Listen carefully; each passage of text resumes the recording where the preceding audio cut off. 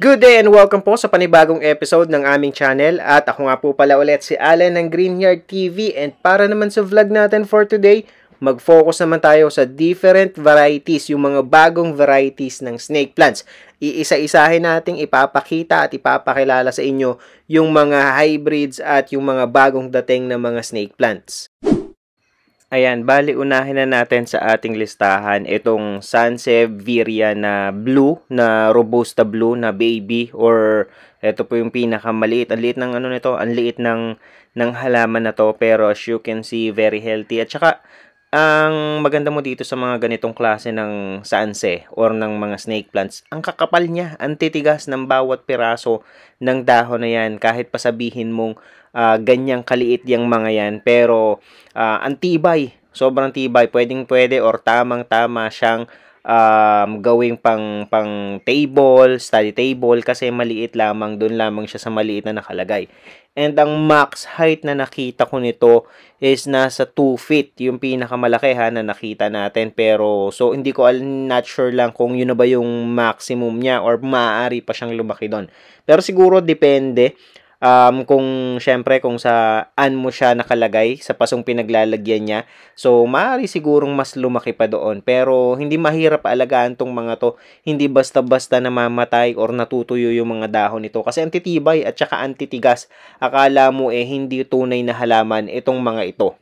At ito namang katabi niya, itong sumunod ay ito naman yung tinatawag natin na Sansevieria samurai. So, sa kulay pa lang naman, hindi kayo malilito.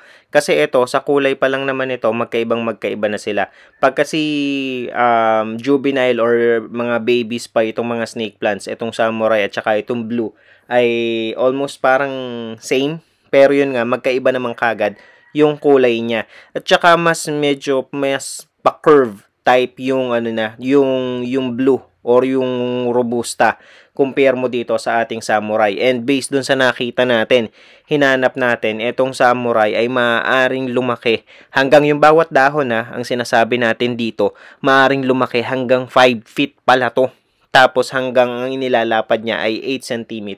And yun nga, compare mo dun sa mga ibang snake plants natin, dun sa mga ordinary natin na nakikita, ang malaki sigurong pagkakaiba nito kung lalaki man siya ng ganun is mas takaw space siya dahil makikita nyo naman na medyo palapad yung pa-spread out yung ano niya, yung mga dahon niya. Kaya unlike nung halimbawa yung snake plants natin ng mga ordinary or common, na upright lamang yung bawat sibol ng bawat dahon niya.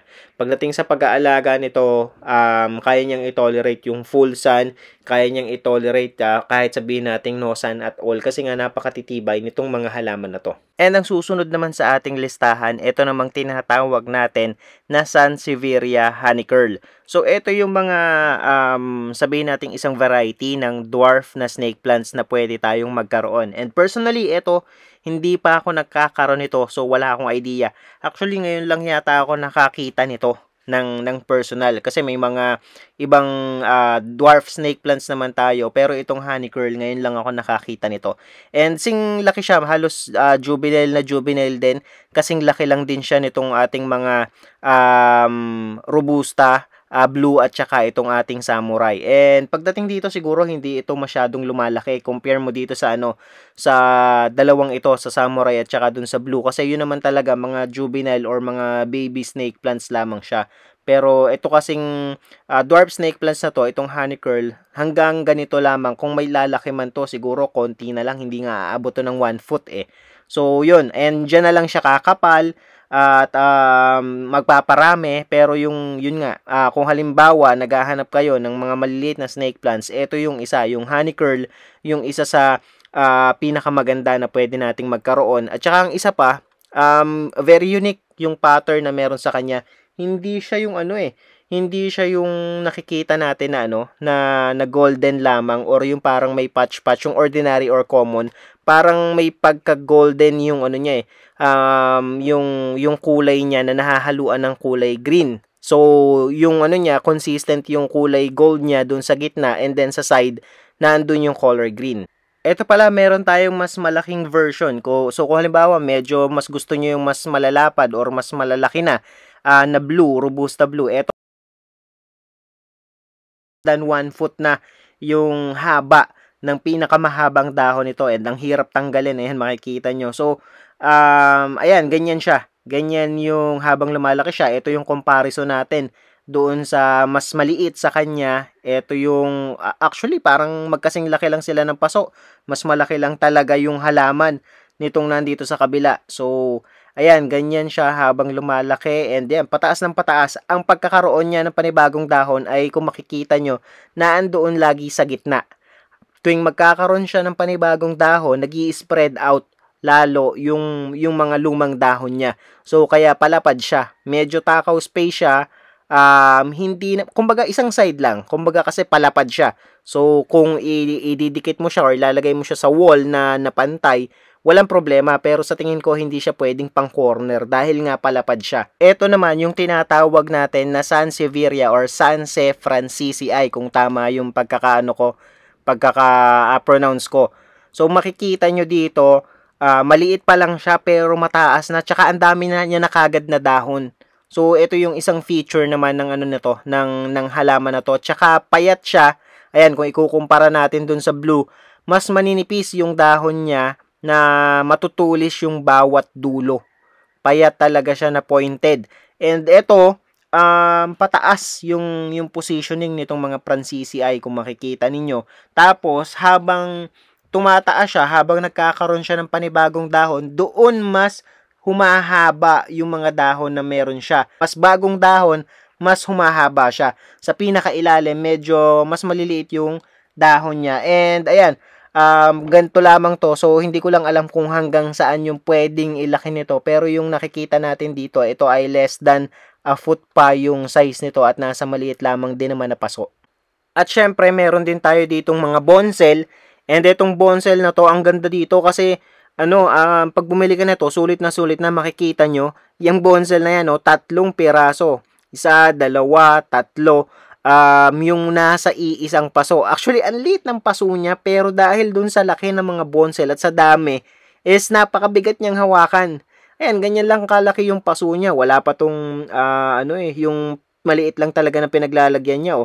So, eto, meron din naman tayong single na bonsel, pero ang lalaki na talaga niya. And eto, siguro nasa pwedeng umabot ng mga 2 feet yung lapad ng bonsel ninyo. So, ayan yung mga bonsel na yan.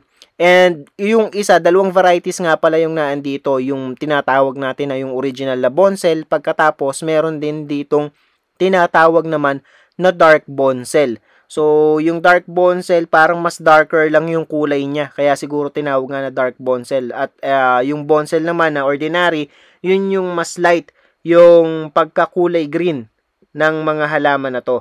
So, ayan, as you can see, ayan yung difference. Ito yung bonsel sa left side, and then ito yung dark bonsel. Mas visible yung pattern doon sa, yung parang stripe pattern, ayan yung light green, doon sa bonsel, compare mo dito sa dark bonsel. And yung bonsel, yun yung merong tatluhan. Dito sa dark bonsel, more on single lamang siya. So, ayan yung difference ng dalawa. Makikita nyo na mas darker talaga yung nasa right side compare natin dun sa kaliwa. So, eto naman yung tinatawag natin na Sanse hybrid.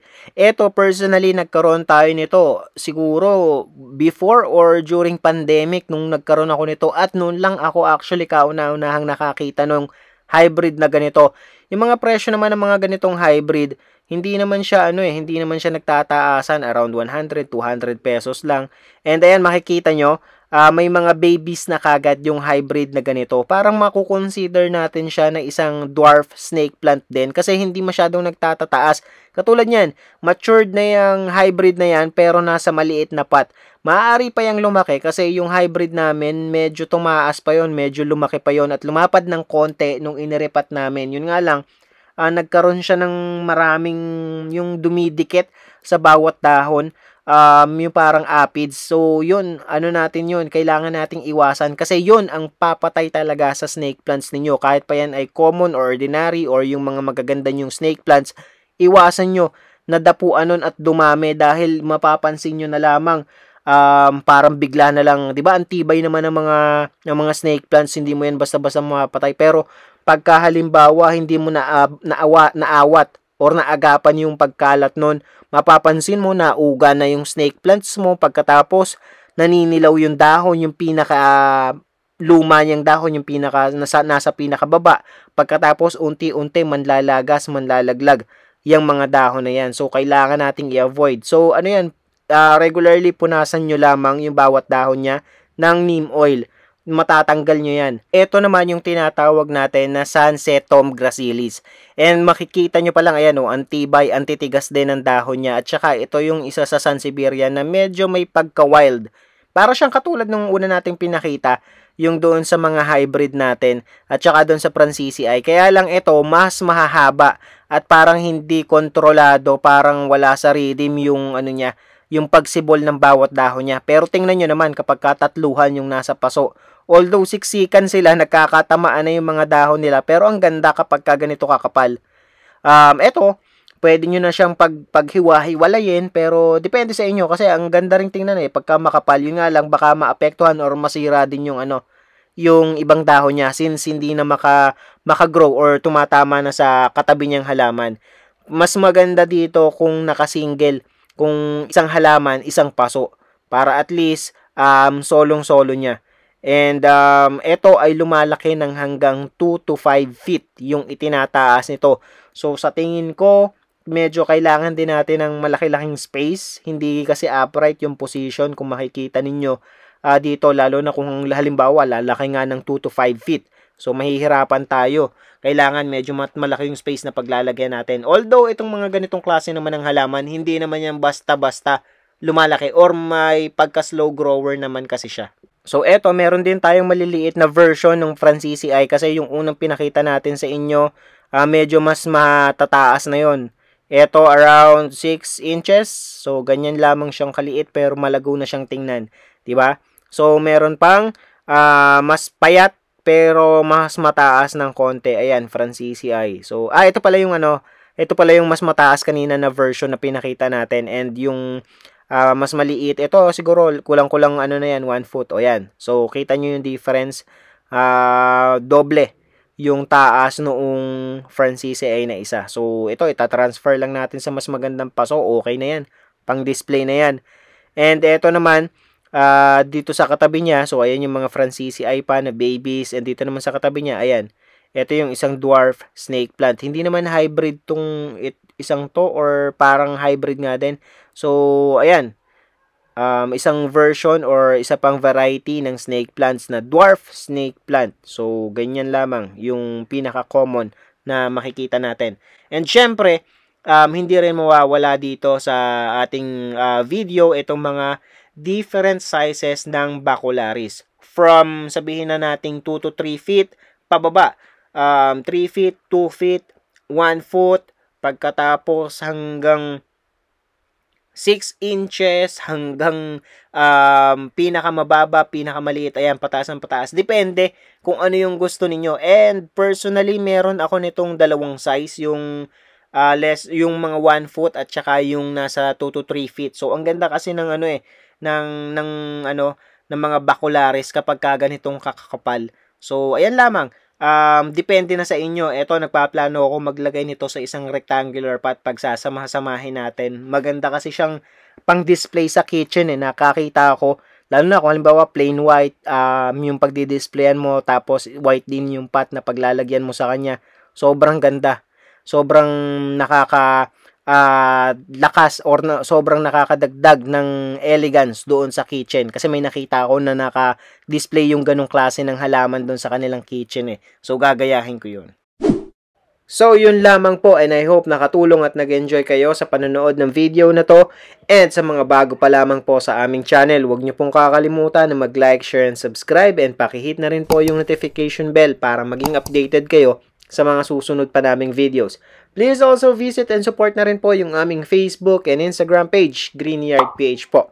Magkita-kita po ulit tayo sa susunod na episode ng Greenyard TV, and thank you for watching.